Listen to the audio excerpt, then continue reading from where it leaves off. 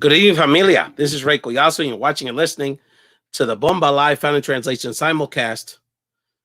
Thank you so much for joining us. This is such a very special edition to the show. Please, I know I always ask you, but this time it's really important that you share this with all your friends, especially our people from the north side, the 215, the 267 for you youngsters. This is a very special edition, and I want to make sure all of our friends have the opportunity live to not only have a conversation with a contemporary in a Philly context, really almost like family, really, and a real homegirl from our community, but also from an American lens, a Latino lens, a Puerto Rican lens, one of the great literary giants of our era. And so this is, and just so much more packed into this conversation. Again, thank you so much for joining us on this very special episode. Either watching this as a live show on Facebook, Instagram, YouTube, or Twitter, as a YouTube show, as an audio show for my audio files. The original Bomba Live Found Translation is and remains a podcast. So for audio files, and of course our radio audience at WPPMLP 106.5 FM in Philadelphia, the city that loves you, the city that loves you back, the city of brotherly love, con cariño, con amor. And just so excited to have this conversation later on the show. I know from my movie files and our Lin-Manuel fanatics, we're just really excited to have this author and really literary giant with us to talk about In the Heights. We'll certainly get to that and talk about our very special guest participation in Bomba Live 2 coming up June 12th.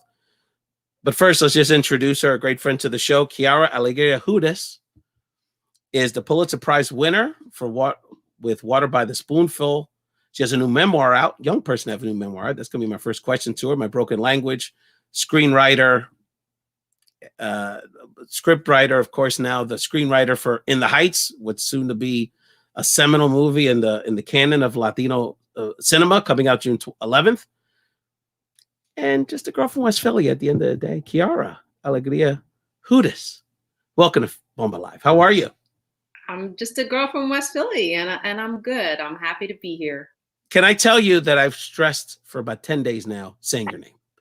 And the irony of it, it's the English name that I'm struggling with. I'm like, Quiara, I think I have that. Alegría es fácil. Alegría. That's the hardest part because you start with Quiara. It's super easy. You don't, you Alegría. Yeah, but then you got to pivot and you got to go into like an Eastern European pronunciation, which is Hudes. Hudes. You got to like roll it. So I did mess it up. So I've Hudes. There you go. So for 10 days, it's Hudes, Hodes, Hudes, Hodes. Yo no sé. Anyhow, Quiara, thank you so much for joining us. We really appreciate it. Again, one of the things I love to do, and I'm really lucky because I'm able to sort of live very much kind of like a Philadelphia area Latino life and do work nationally in my political stuff. And so I'm in and out of DC a lot and, in and out of a lot of places, bouncing around the country with my national political stuff. De corazón, I'm a Philly guy and a Philly Latino, Philly Puerto Rican. And I love showing off about our Philly people. So when somebody pops up somewhere, the boxer or an actor or somebody, I'm like, Nelson Diaz, whomever, Nancy, all our friends. I'm like, where they're from, right? And so when I start dropping trivia questions like, who's the first Puerto Rican ever won a Pulitzer Prize, or who wrote the screenplay for In the Heights, they're like, oh no, it had to be somebody from the Bronx or somebody from Puerto Rico. I'm like, fíjate, no. 215, baby, 215. Baby, Quiara, thank you so much for joining us. There's a lot to get to this conversation. I believe it's a historic conversation on a lot of levels. Why don't we just start with this? We'll start with the simple stuff, and I definitely want to take a deep dive. I've been enthralled with your book, My Broken Language, for the last few weeks, and just really enjoyed reading it, and we want to get into that, and obviously we'll get into In the Heights. Not only, a project to really put you on the map in pop culture in many ways. But I guess my first question is, you're known for, being a fiction writer with all the different types of writing that you do. And then as a young person, you write a memoir. So why did you feel at this point, because all the other stuff you got going on with your other projects, and you knew this film was coming, you have another animated film you're working on, I saw. So why at this stage of this career, this illustrious fictional literary career, did you decide to share us who you are with this touching memoir, My Broken Language? I wrote a memoir because I'm looking at the time I was a little girl and a teenage girl in Philly. And I'm only now starting to understand what was happening in the community. These are the years when I was a teenager, Bachata Rosa came out. So I'm learning about how we celebrate. I'm learning about how we love. I'm learning about how we dance together. These are also the years when there was silence equals death posters all over the city. And our community got hit hard by AIDS. Our community got hit hard by crack cocaine. And so I'm learning how my Boricua family loves and how we celebrate and how we live life to the fullest at the same time that I'm learning how we suffer from these ills of society, you know, and I didn't understand it while I was going through it. None of us did. We were just trying to understand what was happening in the community. But now with a few decades of hindsight, I can see better. I'm trying to make sense of our history as Philly Ricans.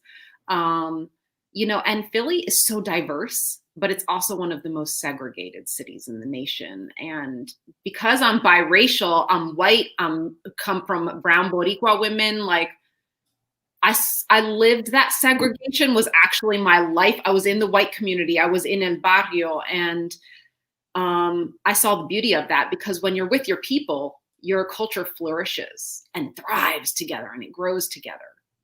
But there's also this other thing that happens.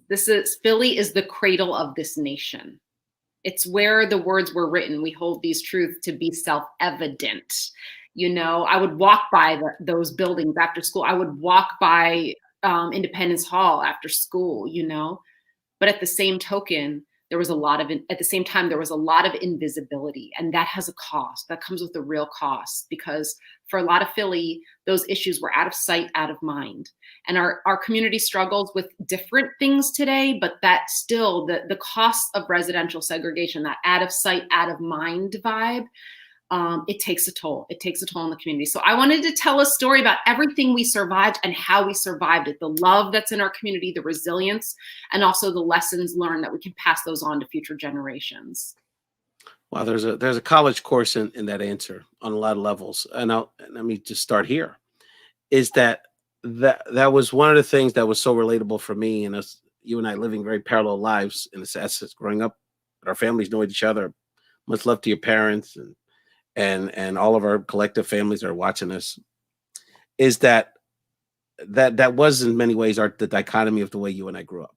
Because on some level, there's no one more Philly than us, you know what I mean? And there's the references in the book between the historical sites, the different neighborhoods you just like to hang out in.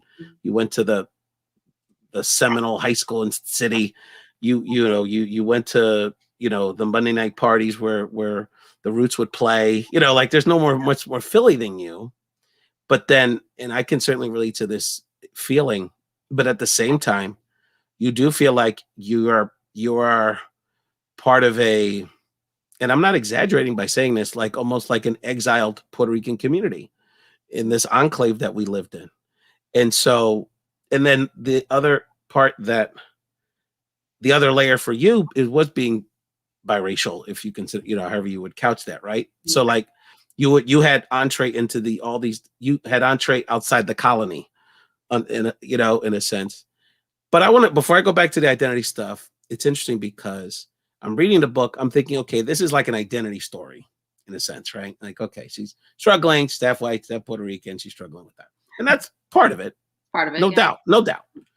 But ultimately what came out of that, I thought was even more fundamental, was that in the book, My Broken Language, the definition of the language you're seeking to express yourself goes deeper than languages. So can you talk about how, whether it was the way you expressed literally the languages that were part of your life, English, Spanish, blah, blah, blah, or the tools you would use to express yourself come together in My Broken Language? Yes, I would love to talk about that. So I want to show your people. This is what my book looks like. It's called My Broken Language. And I talk about, you know, the obvious part that I think we're all more familiar with a little bit is, you know, my mom and pop came over from Puerto Rico at different ages, but Spanish was their first language. English, I'm much better in English. I struggle with Spanish. So I'm trying to find the language that tells my truth. And really it doesn't live in just one language. It lives in multiple languages. But there are also deeper languages I'm trying to explore. What is the spiritual essence of a Boricua? And if my mom's roots are farmers in Arecibo, Puerto Rico, what happens to that spiritual essence when all of a sudden we're in the concrete landscape of North Philly? Who do we become?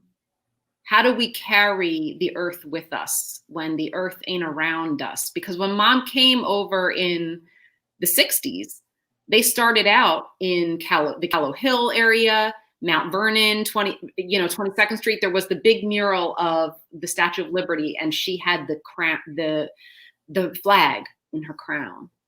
And there was a beautiful big green park. There were big old trees. There was a lot of green space. But as gentrification happens, the community gets pushed farther and farther north and farther away from those green spaces. But we're earth people. So what happens to our spirit when there's not a tree on our block anymore? These are questions I'm asking. What is the language for who we are? How do we express that? One of the answers I find is in our bodies. I look at the bodies of the women that raised me, my mom, my titis, my older cousins, and I'm like, their bodies were all they had left of nature. That's their plot of land. We're still those Taino farmers, but here we are on North American Street with this is it. This is our plot of land. I'm looking at our spiritual practices, how we call upon Atabe, how we call upon Yamaya as our language of survival, of joy, of deep history. And this is how we tell our story of who we are. So how did the fact that your dad was white or in Eastern European Jewish background, I believe, how much of that made you feel like you were chasing or trying to catch up to them in that identity? Because you weren't born on the island, your Spanish isn't your primary language. And oh, by the way, you're not 100% Puerto Rican for whatever, physically, but biologically. How much of that do you think affected this journey? A little bit, but I have to say our family, the Perez women, it was a very mixed family. I had cousins who were also half black, half white. And so being mixed didn't necessarily make me stand out too much in the family. That I wasn't the only one. We had a very diverse family in terms of background, skin tones, languages, body shape, hair texture, all those fun things. But there were cultural differences, right? My dad, my biological dad, and I should also mention that I was also raised by my stepfather, Cedo Sanchez, who is Boricua, and but my biological dad, he was an artisan, he was a woodworker. And so in that, he has a lot in common with the Boricua culture who makes things by hand. Yeah. So that's a commonality there, but he was also an atheist. And so here I have a dad who I adore, who's an incredible, skilled woodworker. And he says, God doesn't exist, honey. God's the root of all evil. Religion is the root of all evil. My mom is telling me about her encounters with not just God, but with numerous spirits, with many gods and with many ghosts. And I'm like, oh my gosh, which is my mom right? Is my dad right? I had to find my own spiritual path. And the book, I'm just showing the cover again because I think it's so beautiful. It shows all the women and some of the spirits too. And in the book, I make a realization. I'm looking for my path. I'm looking for my religion. And I find towards the end of the book, my cousins, my matriarchs are that of God within me. And that's a realization I have that lets me be an artist and tells me what my path is.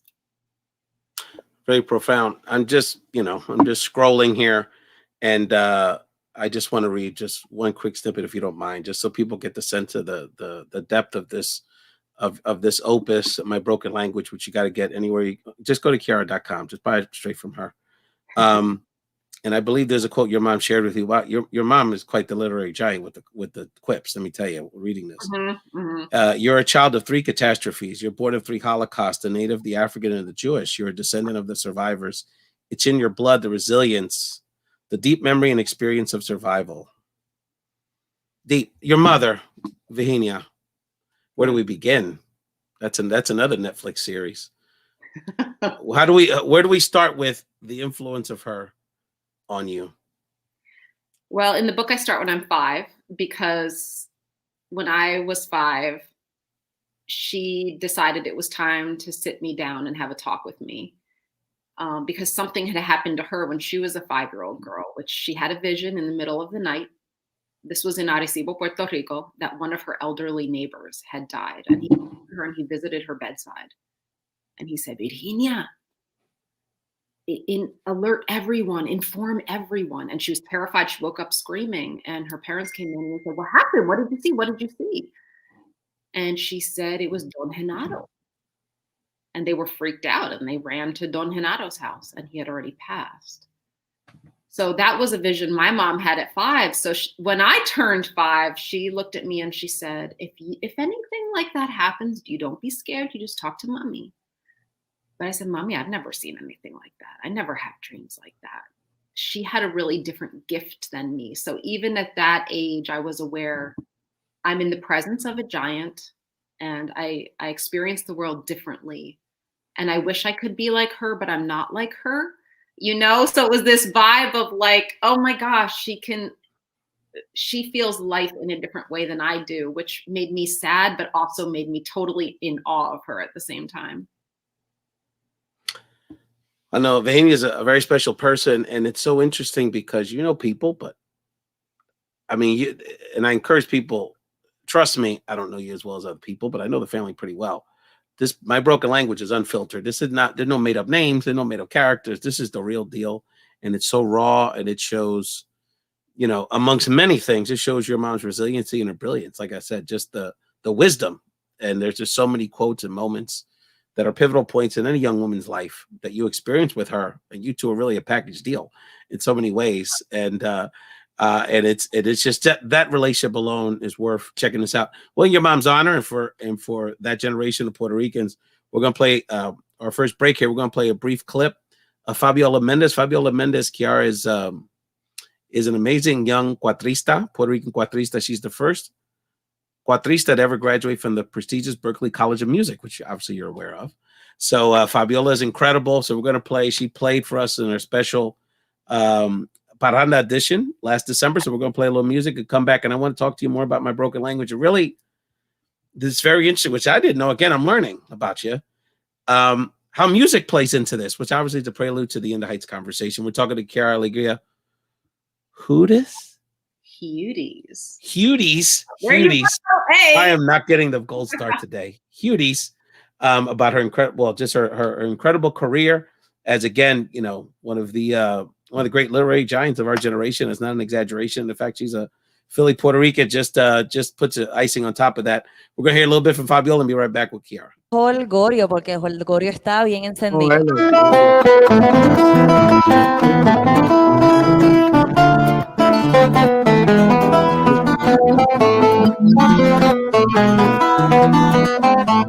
El Holgorio está, que por la maceta vamos a gozar, huepa, huepa, huepa, vamos a gozar, huepa, huepa, huepa. Yo estaré cantando hasta que amanezca y el Holgorio está bien por la maceta, vamos a gozar, huepa, huepa, huepa. Coro, el Holgorio está, bien por la maceta, vamos a gozar, huepa, huepa, huepa, vamos a gozar, huepa, huepa, huepa, con el ron y anís, que con el ron y anís, yo haré una receta y el Holgorio está bien por la maceta, vamos a gozar, huepa, huepa, huepa, el Holgorio está, bien por la maceta, vamos a gozar, huepa, huepa, huepa, vamos a gozar, huepa, huepa, huepa. Welcome back to Bomba Live. Wepa, wepa, wepa. Quiara Alegria Hudes. Back on the show. Fabiola kills it. You need to connect with her. You need to collaborate with her. She's in Boston. I need to connect with this. She's got a new album, Afro Riqueña, and she, you know, is really an ode to Lolita Lebron and some of the and Julia de Burgos, some of the strong women particularly from an Afro-Puerto Rican perspective.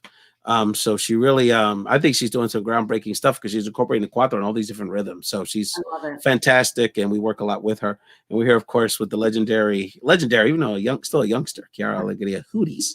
And I'm learning how to say her last name. It only took to get on the It only took me to get you on the show to figure it out. Anyway, so I want just to before we get to the music part of this, which I'm so curious about, I'm going to read another quick quote and ask you a question about it, Quiara, from your book, My Broken Language. Language was not what connected us as a family.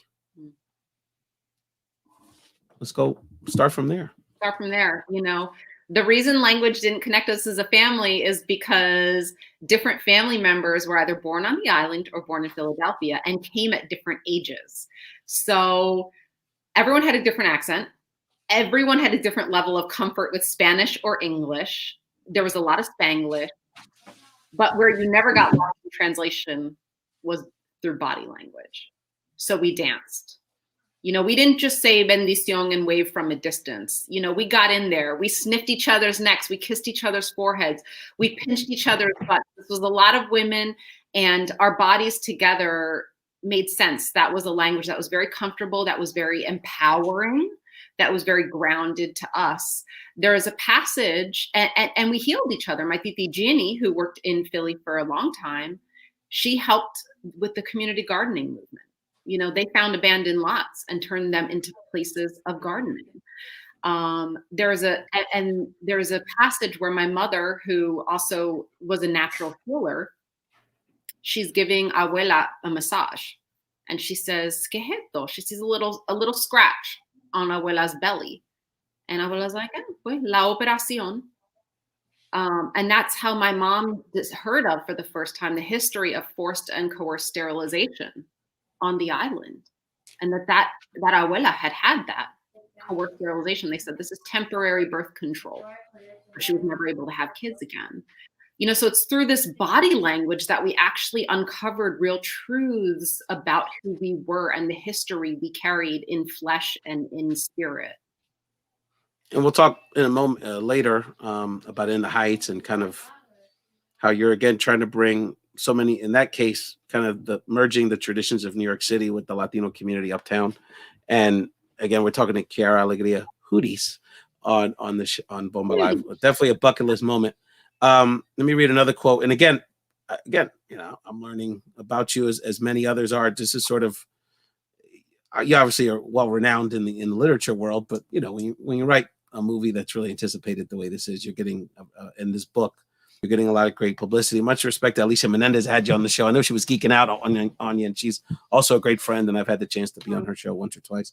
But the music piece and where that fits into your career, your journey, was so interesting to me and so compelling. In El Barrio, music was air. There was no funeral, no graveside visit, no praise ceremony, no after-work hang, no morning shower rolled by without it. Music meant Nigeria and Senegal, Cuba and Brazil, PR and DR in Harlem. USA music is why driver's side glass could descend while kitchen windows got jimmied. You were a music nerd all these years. Oh, please. The history of my life it's like when you first fall in love, you have no shame. It's like all you're thinking about is the person you love. That was me in music. And it was every kind. So it's so beautiful to me to talk about my book in an event where there's also a cuatrista. How beautiful is that? Oh yeah, well, I got more coming in a second. Don't worry about it. I can't, there. You know, to be raised in the mornings, it was, you know, KYW, but it was also Ramito. And Ramito has a tear in his voice, and he has pride in his voice, and he is telling epic stories about the Puerto Rican flag, about funny stories, because he has a lot of funny songs. You know, yeah. the troubadour tradition, the música jíbara tradition was in me when I went to Yale, just like Bach preludes and fugues were. Yale didn't want to hear about all that Ramito stuff. They said, "What's that? I don't want to hear the song Que Viva Chango. Don't write a paper on that." But I said, "No, this is the music I grew up listening to, and this music matters. It tells the history through listening to the beats. You hear that cuatro, that's a descendant of European stringed instruments. You hear the clave, you hear the cascara, that shows our West African roots. This is the music I'm talking about at Yale. And I had to really elbow my way in. And this is why I became a playwright. The only way that they would let me study this music at Yale is if I wrote a play that was about these cultures. And therefore, well, that's my only choice because that's what the play is about and I'm writing music for it. So actually being a playwright was a weird trick to get to bring my Boricua musical self to Yale. Wow. It's so interesting. Well, you wrote your way out in that sense. Ironically, it's so interesting because I started the show as an audio show. And this is in 2013 when I didn't have a friend that listened to podcasts. I didn't know anyone that did one. It took me 31 episodes to get it on iTunes. I had them on SoundCloud because I couldn't figure out, I'm so technically bad at this stuff. I couldn't figure out how to get uploaded onto iTunes. I didn't have an iPhone. I didn't have anything with Apple on it. And the reason I did it was out of guilt. And the guilt I had was that I felt I had like this VIP pass to this world that you and I are in. Yes. Because the rest of the world, the Philly world, a lot of our folks really didn't have full access to it. You and I did, but we had we went to school. We were living in a mainstream society, but we had this like VIP pass to this Puerto Rican world and this Latino world and this invisible people world. I know you had friends that were Vietnamese. I can relate to that. Filipinos. We grew up with so many different types of people, right? And that were voiceless. And I said, you know what? I know so many people like Quiara that we grew up with and around the country. Others deserve to hear their voice because they've inspired me all these years, including people like your parents, and they deserve that opportunity. And so it's so interesting because how much do you feel your art is simply about wanting to tell these good stories that happen to be diverse and sort of different from the mainstream, and how much of it is for you is sort of challenging and shaping the canon of American because that's what you're doing, American literature, American film now, American theater. So how much of it is political and how much is like, no, I just want to tell good stories and nobody else can tell if I don't write it. Listen, when I got to Central High, the books they assigned me were about, it was like, okay, I'm reading Death of a Salesman. I'm reading Romeo and Juliet. Are you still there? I think I lost you for a second. Are you still there? No, my friend, I'm just giving you the floor. You're fine. I'm listening to you. No. That's good. When I do the social media clips, I want to have you. What screen is a good answer? So I'm gonna get at you. I'm here. Don't worry about it. You're good. StreamYard. Don't worry about it. The science is incredible now. So I'm reading Macbeth, which is a Shakespeare play full of witches. Okay.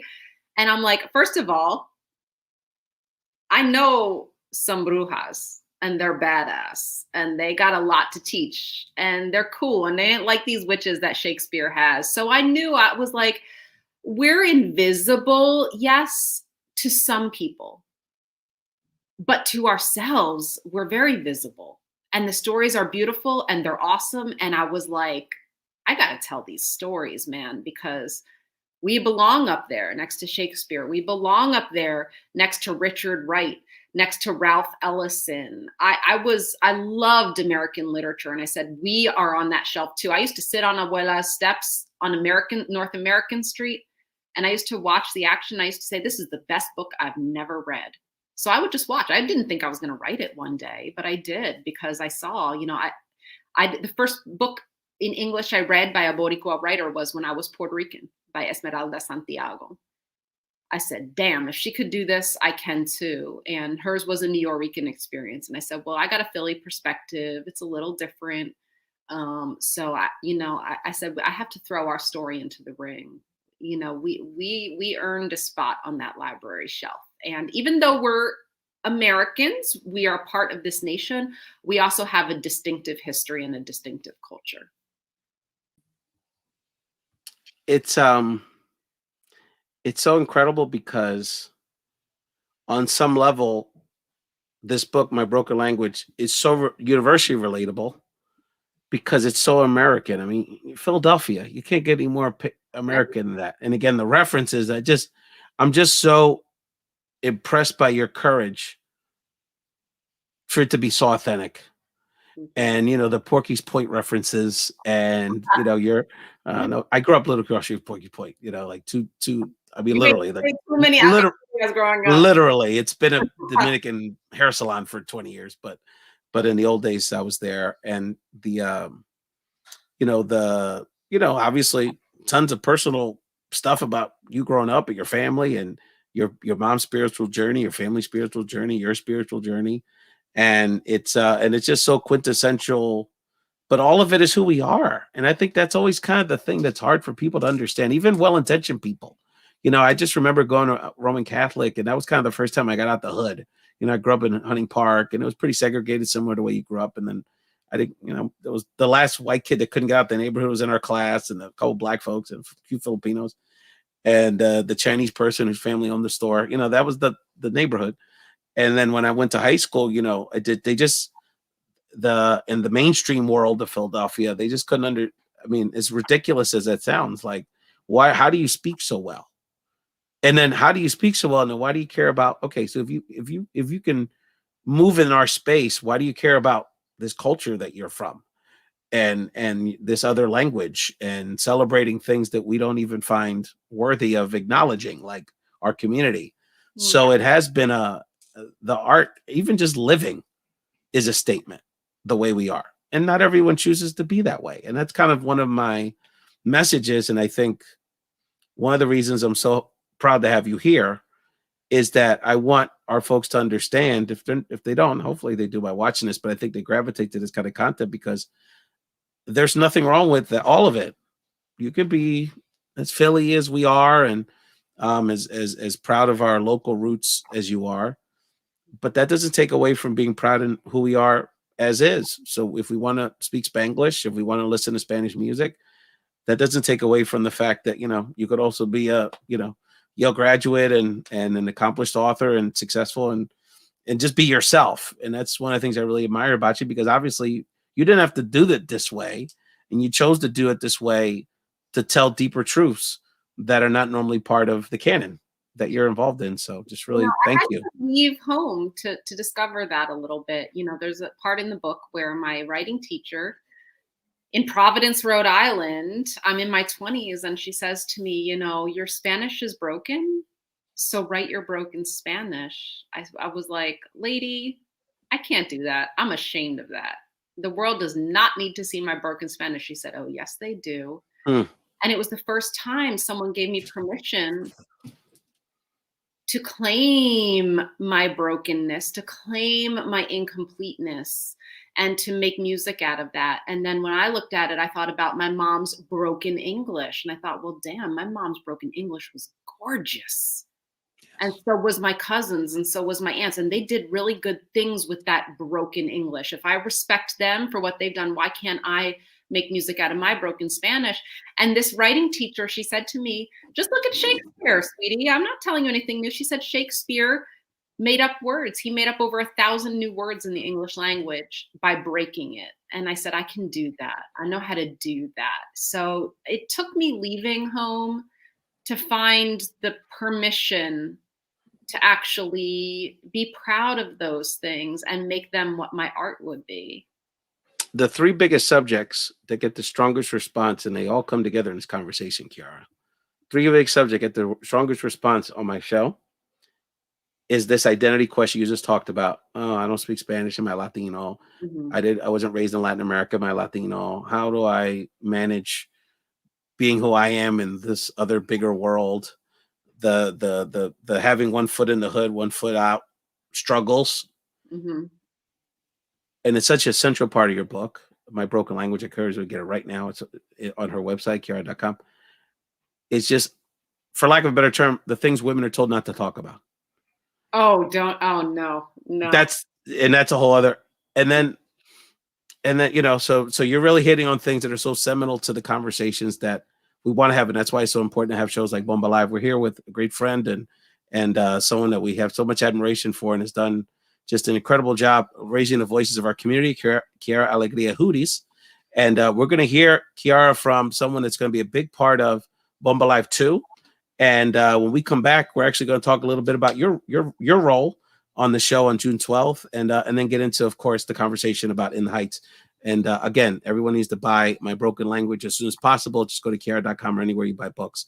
Let's hear from a friend about Bomba Live, and we'll come back with Quiara.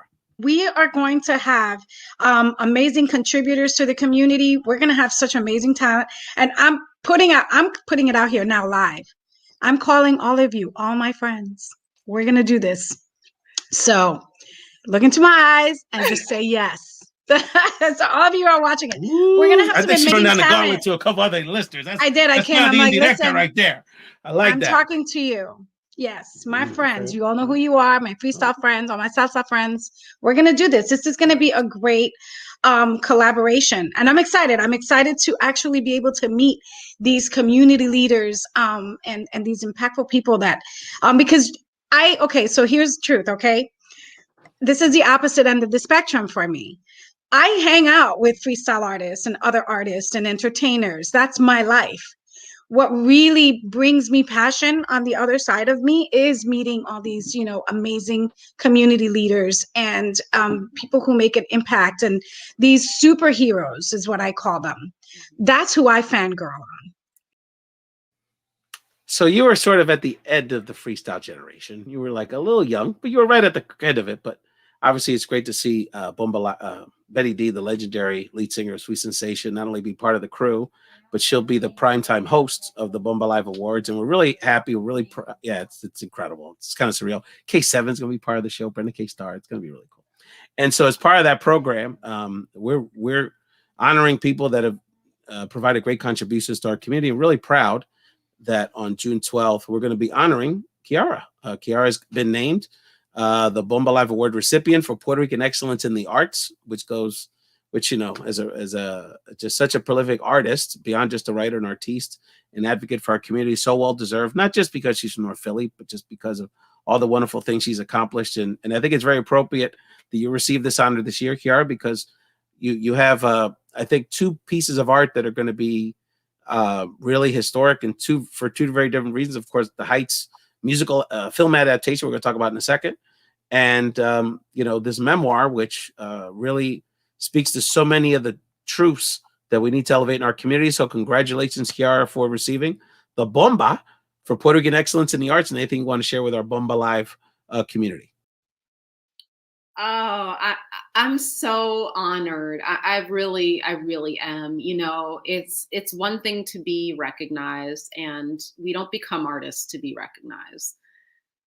We become artists because we can't help it. There's just a hunger to tell the world how complicated it is, how joyous it is, how much it hurts, and how we can do better. We become an artist because there's something deep inside us that wants to tell the truth, even if it gets us in trouble. But it is nice to be recognized, because being an artist can be really hard, and it just gives that permission to keep going, that little bit of encouragement. Now, that being said, to be recognized within one's own community is an extra blessing. I have been recognized by my community a few times in my career, in Chicago, in Providence, Rhode Island, by these different Boricua communities across the nation. So to be recognized by Bomba Live, by these Philly Ricans, I don't take that lightly. Y'all are out there trying to preserve the best of the culture, be real about the strides we need to make to be more well, to be more whole. And you're building the path to do that. When my parents came here, it's not like they just plugged right into some great pre-existing community. They had to build the community that they arrived into. They had to build the world they wanted to live in, and Bomba Live is doing that too. So this is an honor that I really take to heart. I know it's going to be like right up in my writing studio where I can see it when I write my next thing, to just encourage me to keep going. Thank you so much.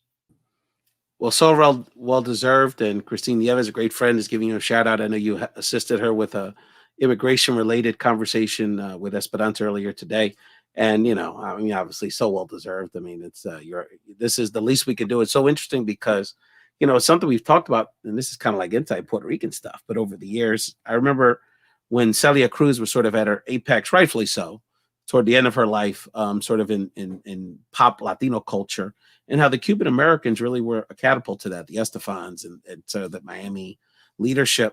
And while that's wonderful, and we're glad that happened, too oftentimes a lot of our Puerto Rican elders and don't get that kind of love for whatever reason.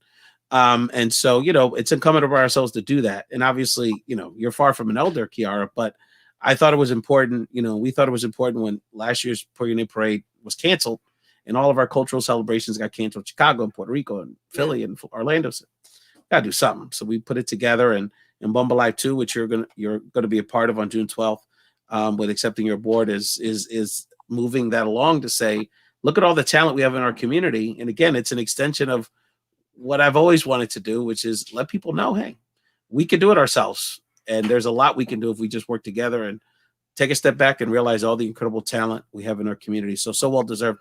Let's talk about the movie, my friend, In the Heights. So I have a confession to make. I thought I was a smart guy, and I remember I was on it with In the Heights. I had friends tell me about the off-Broadway production. I got my wife tickets for Christmas one year to go see it on Broadway. I saw it. It was fantastic. I showed off about it. I bought the soundtrack. I was on it. Then when I found out you were a part of it, I was so excited.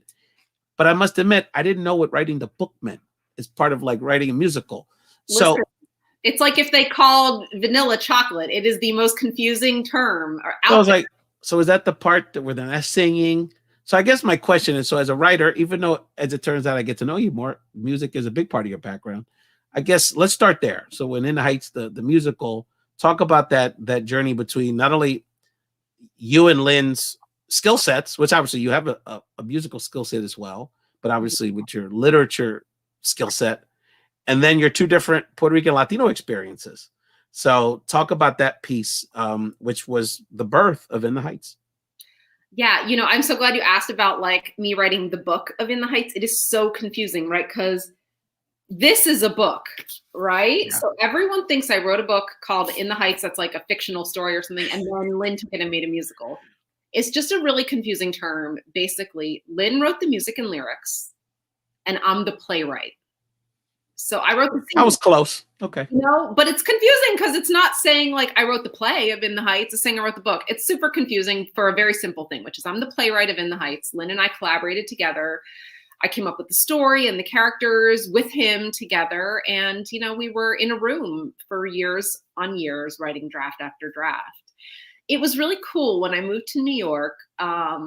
There were some commonalities. I was very familiar with El Barrio. I was familiar with the community from Philly, but it's super different in New York. For one thing, it felt less isolated in some areas because the New York subway system is more comprehensive and has more stops. So it felt like it was less segregated. Like there was always insiders and outsiders coming and going. The topography is different too. Like in Washington Heights, there was this old ancient bedrock that they couldn't drill through to flatten the city, to flatten the neighborhood. So there's really steep, like staircase, like a straight end, and it will become a staircase. Town is crazy. Yeah. Cool, super cool. It's like the highest point, the most elevated point in Washington Heights is in a park right outside my window. And so Lynn and I, we had some things in common. What we had in common was that we both were really familiar in terms of navigating our Boricua family spaces, but also navigating spaces outside of that, like at our schools. Like we were used to the code switching. Yeah. That in some ways could feel very Wesleyan guy. Yeah. Wesleyan guy. That can feel draining, but it can also feel exhilarating because you have a lot of cool outside input. His parents were, highly educated, PhDs. My parents had a more humble educational background, but they continued, they're very smart. My parents were some of the smartest people I've ever met. Absolutely. And so they continued their life education to this day. So I liked the fact that we had things in common, but we also represented different slices of the Boricua pie. I was the first in my house to go to college. I wanted to talk about that story. He was the second. He wanted to talk about that story, so we got to kind of make a meal together with our different ingredients.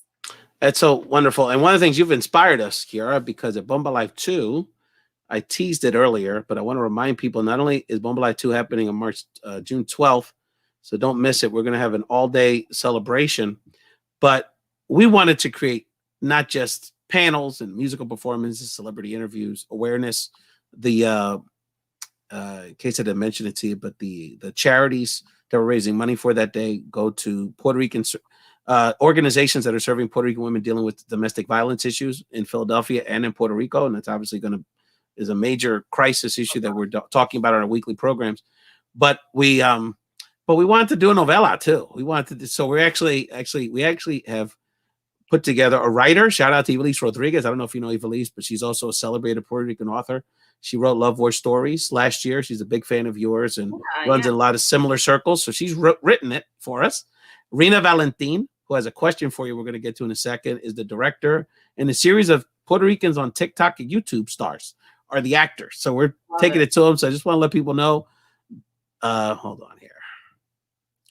Let's get it up here. Death of Cocotazo is coming Saturday, June 12th. So that's going to be part of the primetime show. So it's going to be a lot of fun. So Rena, our director, who's very prominent in the New York arts community herself, is an actress, producer, director. She has a talk show on Bronx Public Access. She had a question for you. I wanted to make sure we got her question in. So you wrote the script, the book, whatever you want to call it, the musical with Lynn. How was the process? I would imagine the process, she would imagine, and I would imagine too, that the process of converting it into a film was pretty daunting. So tell us about that process of that adaptation. It was actually super liberating. Let me give some examples of how it's different writing a stage play versus a screenplay. So on the stage, if you've ever seen In the Heights at your high school, at your local theater, maybe you got to see it on Broadway. If you've ever seen In the Heights, it's a unit set. That means the set stays the same the whole time. So it's the block and it's the outside of the block. So there's an abuela figure, Abuela Claudia, and she comes and she's kind of the adoptive mother, the adoptive matriarch of the whole block. So she gives life advice and life lessons to the younger generation on the block. But on screen, you can go inside Abuela Claudia's living room. You can see the arroz she's cooking on her pot, on her stove. You can see the ropa vieja, she's Cuban, that she's cooking. And so there in her living room, she's having a more private and personal conversation to the young people in crisis than she could have out on the block. So that's super cool. You could get more intimate. At the same time, for a huge number, someone wins the lottery, and someone wins 96,000. They're all trying to figure out who it is. Well, on stage, that's a big dance number. But on screen, it's like, where's the most exciting place we could do that? Because In the Heights is set during the summer, and it's the hottest day in New York in July.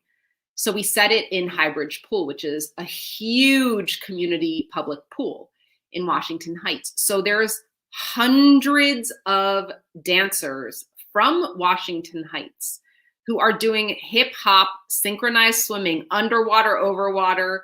So the film gives an opportunity to both get more intimate and personal, and also to get way bigger in terms of the canvas we're painting on. So I was really excited about that challenge. And I think John Chu, our director, did a phenomenal job. He's not Boricua, no es Latino. He's a Chinese American, first generation born here. His parents came from China and started a Chinese restaurant in the Bay Area. And he really related to that story of being the first generation born here. He said, this is my story too. I said, well, come on, then let's make some art.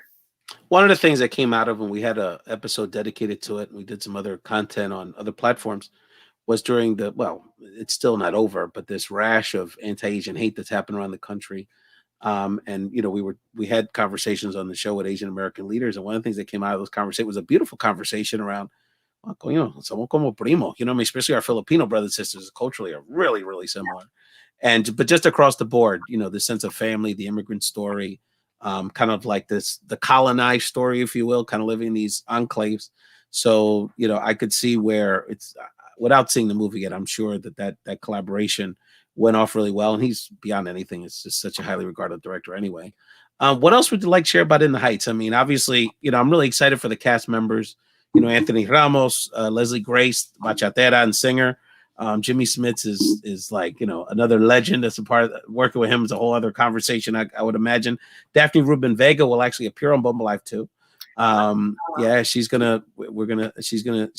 found out you were gonna be a part of it, and Betty and everybody, she's not gotta be part of this, so she'll be joining us then. And Lin-Manuel plays, I believe, the Piragua guy in the movie, so that's gonna be fun to get his role.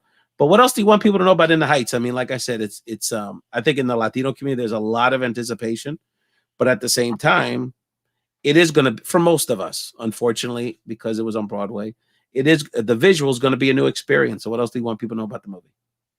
You know, it's really beautiful having this opportunity to celebrate Boricua and Latino talent that has been out there for decades, proving themselves. So we have someone like Jimmy Smits. The orgullo he brings onto the camera is real. This man is like, I've been to the national park, the Sequoia, the redwoods. This man is like a walking redwood tree. Okay, he's still so darn handsome, isn't he? God darn it, magnificent. Jesus, he's like a foot taller than me, that guy. And you know, and then you have newcomers that no one's ever heard of, that they're going to be Jimmy Smits one day. They're going to so be happy for them. Anthony's a good guy. He's grinded a long time. I'm really happy for those folks. You know, we got Mark Anthony. He really fell in board with our vision. So I wrote a role for him that is about more of the painful side of the community. He's a father, and he can't really put it together as a father for this kid named Sonny. So Anthony Ramos's character Usnavi takes him under his wing instead. You know, and so the opportunity to not just work with these giants like Mark Anthony, like Jimmy Smits, but also the people that are going to be them in 10 years. I'm very proud. You know, one thing my father, Cedo, taught me, because he had, you know, a Viejo San Juan restaurant. He had Sanchez Bar and Lounge. He had he's a contractor. He always taught me, you know, your people get paid on Friday. I don't care if you don't have a bowl of rice on Friday. Your people get paid on Friday.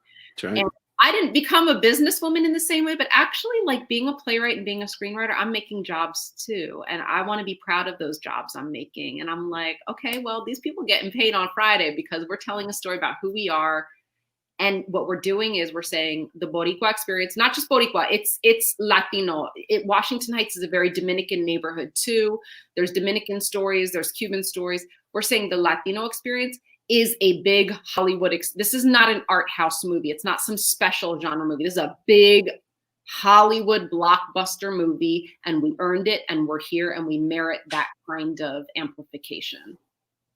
Wow, so well said. Quiara, anything else you'd like to share? There's been such a historic conversation, definitely a bucket list moment. And you know, if one of the things I get out of 2021 is that I get to know you, and you know, we could stay in touch and find ways to collaborate, that's just an incredible blessing. And again, I want to shout out my dad, Ray Collazo. I also want to thank you. Been connecting with him. Yes. And he appreciates your ear to hear his history, which is incredible. When I repeat it to people around the country, they're like, I want to meet this guy. He's much cooler than you are. I'm like, yeah, I get that all the time. Your dad's cool. Your dad's he is super cool. No question. So thank you for helping get this connected, Pop. Love you a lot. And so, Quiara, just anything else you want to share with our community? Again, my broken language, just so excited for people to read the book. And of course, everyone's going to check out In the Heights on June 11th. I would just encourage people to do what I've been doing all my life and as a writer, which is just ask your elders what their stories are, and ask for the same story again, because you'll get a new detail the next time. We have a very rich history. It should be passed on and preserved. And the way that happens is simply by asking. People want to be asked because they'll tell you, when did you learn English? When did you come here? What did your parents do? You know, dig into those histories, and it will be rewarding. Quiara Alegria Hudes, thank you so much. It's been such a special time, and I appreciate all of our friends and family, Roger and Christine and others that have been chiming in on the chat. Again, support My Broken Language. So buy it immediately at Quiara.com. Support In the Heights on June 11th. And again, congratulations, Quiara, for a very well-deserved honor here on Bomba Live 2. We're going to end the show. You're going to love this musical interlude because on the first Bomba Live, I was, that was in the midst, of course, of the George Floyd, Black Lives Matter crisis last June. And just by luck and prayers and determination, and ultimately the spirit of this young woman, Maria Isa, appeared.